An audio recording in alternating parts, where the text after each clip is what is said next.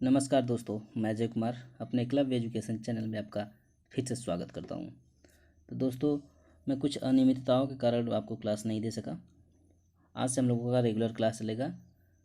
तो हम लोग भक्ति काल से रिलेटेड प्रश्न देख रहे थे। तो आज अगला प्रश्न है, गोस्वामी जी के पिता का नाम था। तो गोस्वामी जी के पिताजी का नाम क्या था? तो ऑप्शन नंबर बी सही होगा, आत्माराम। अगला प्रश्न है, तुलसी की भक्ति का स्वरूप क्या था? तुलसी की भक्ति का स्वरूप क्या था? तुलसी जी की भक्ति का स्वरूप दास्य भाव था। अगला प्रश्न है, अवधी भाषा के सर्वाधिक लोकप्रिय महाकाव्य का नाम है। तो अवधी भाषा का सर्वाधिक लोकप्रिय नाम रामचरितमानस है, ऑप्शन नंबर डी। अगला क्वेश्चन देखते हैं, रामचरितमानस की भाषा है। तो रामचरितमानस की भाषा क्या है? तो ऑप्शन नंबर इसका ए सही होगा, अवधी भाषा। अगला प्रश्न है, गोस्वामी तुलसीदास ने रामचरितमानस की रचना किस संवत में की थी? तो अगला क्वेश्चन का उत्तर होगा ऑप्शन नंबर ए, 1631 ईस्वी में। अगला प्रश्न है, रामचरितमानस में कुल कितने कांड हैं? तो रामचरितमानस में कुल 7 कांड हैं। तो इसका ऑप्शन नंबर सी सही होगा, 7 कांड। अगला प्रश्न है, गोद लिए हुलसी फिरे तुलसी सोसुत होए। इस पंक्ति के लेखक कौन है? तो इस पंक्ति के लेखक रहीमदास है, जिन्होंने तुलसीदास जी के बारे में कहा था। अगला क्वेश्चन है, इनमें से कौन सा महाकाव्य अवधी भाषा में लिखा गया है? काव्य अवधी भाषा में लिखा गया है। तो ऑप्शन नंबर सी सही होगा, रामचरितमानस। अगला क्वेश्चन है, अवधी भाषा एवं ब्रज भाषा दोनों में रचना करने वाले कवि हैं। तो ये तुलसीदास जी ने दोनों भाषाओं में रचना करने की कोशिश किए थे। तो ऑप्शन नंबर बी सही होगा, तुलसीदास। अगला प्रश्न देखते हैं, इनमें से कौन सी रचना तुलसीदास की नहीं है? तो कौन सी रचना तुलसीदास जी की नहीं है? तो ये साकेत है, साकेत इनकी रचना नहीं है। अगला प्रश्न है, भक्ति काल के किस कवि को जाति कवि कहा जाता है? भक्ति काल के किस कवि को जाति कवि कहा जाता है? तो ऑप्शन नंबर बी सही होगा, तुलसीदास जी को। अगला प्रश्न देखते हैं, वैराग्य संदीपनी किस कवि की रचना है? तो वैराग्य संदीपनी तुलसीदास जी की रचना है। अगला प्रश्न है, वैराग्य संदीपनी के रचनाकार। देखिए ये वही प्रश्न है, बस इसको घुमा के पूछ दिया है। तो इसका ऑप्शन भी सी सही होगा, तुलसीदास। अगला प्रश्न है, इनमें से कौन सा कथन सत्य है? ज्ञानाश्रय शाखा के कवि निराकार की उपासना करते थे। कबीर संत थे, कवि थे। प्रभु चंद्रम पानी रविदास की पंक्ति है। संत तुलसीदास ज्ञानाश्रय शाखा के कवि हैं। तो इसका असत्य कथन होगा ऑप्शन नंबर डी, संत ज्ञानाश्रय शाखा के नहीं थे, प्रेमाश्रय शाखा के, राम भक्ति शाखा कवि थे। अगला प्रश्न देखते हैं, भक्ति काल की रामाश्रय शाखा के निम्नलिखित में से कौन से कवि हैं? तो इस क्वेश्चन का राइट आंसर होगा ऑप्शन नंबर डी, तुलसीदास। इस सीरीज में सबसे ज़्यादा क्वेश्चन तुलसीदास जी से रिलेटेड मिल रहे हैं।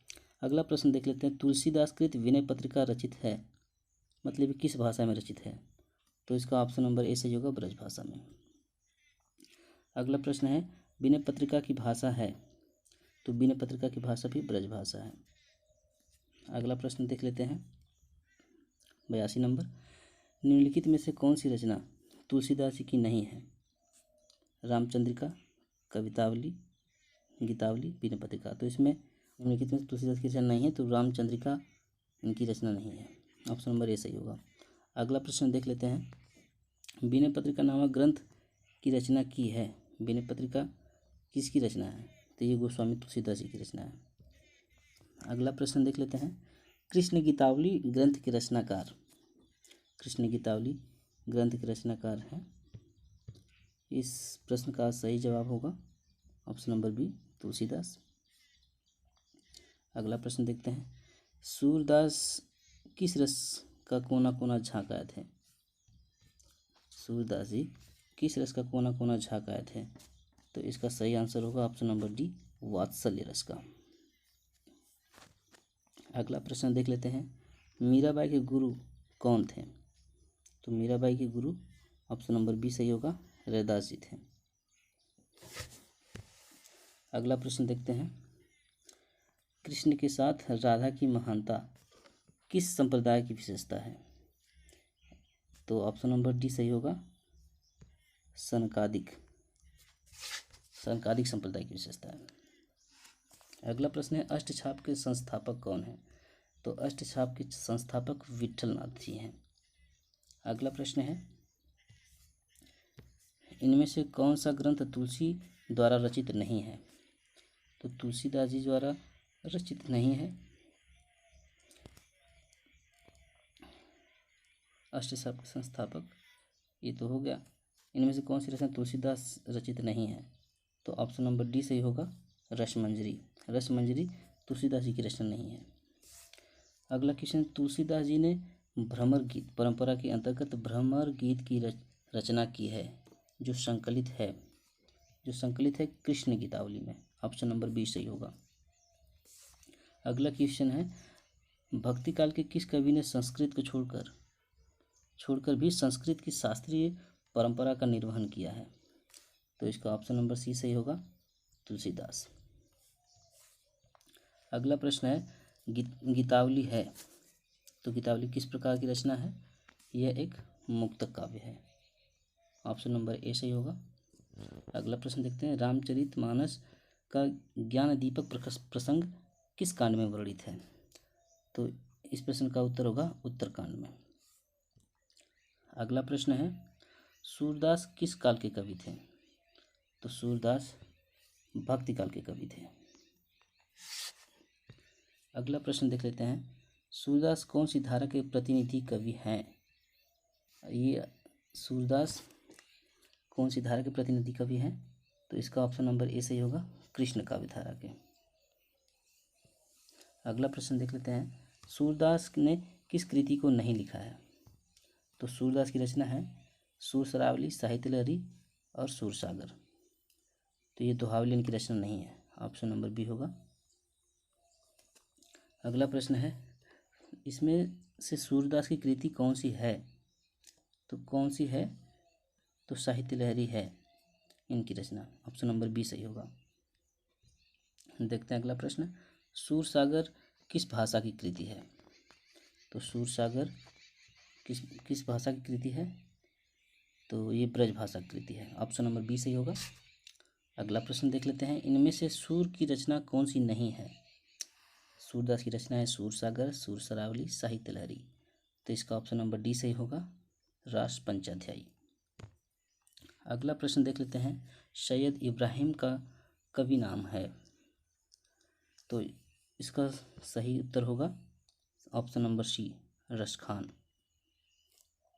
अगला प्रश्न है, प्रेम वाटिका नामक ग्रंथ रचित है, तो यह किसके द्वारा रचित है?